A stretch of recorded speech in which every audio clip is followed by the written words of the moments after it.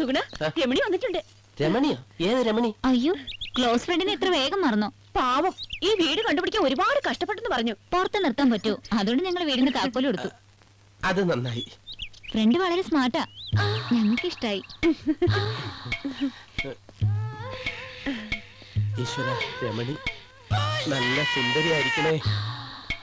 ആളെ കാണുന്നില്ലല്ലോ, ബാത്റൂമിലായിരിക്കും. രമണി,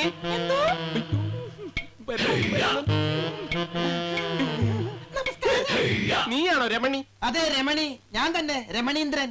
നീ എന്താ വിചാരിച്ചത് നല്ല ഉരുപ്പടിയായിരിക്കുന്ന? നിനക്കെന്താ അവിടെ കാര്യം? എന്തിനാ ഇങ്ങോട്ട് വന്നത്? നിന്നെ കാണാൻ. എന്നെ ബാറിൽ എ സർട്ടിഫിക്കറ്റ് നീ മുങ്ങിയതല്ലേ?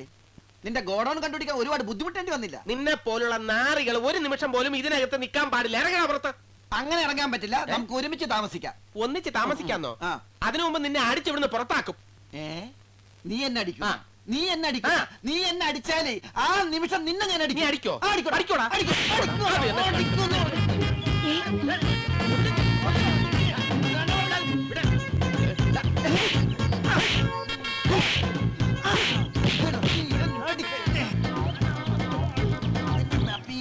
കൊല്ലുവടാ, കൊല്ലും. കൊല്ലുടാ.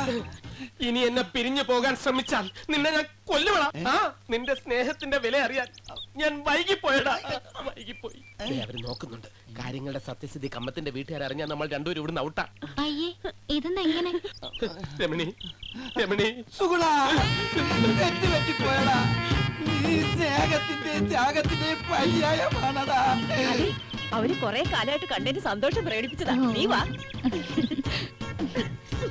അവര് പോയി. പോയോ? ഇറങ്ങണ പുറത്ത്. എന്തിനാ?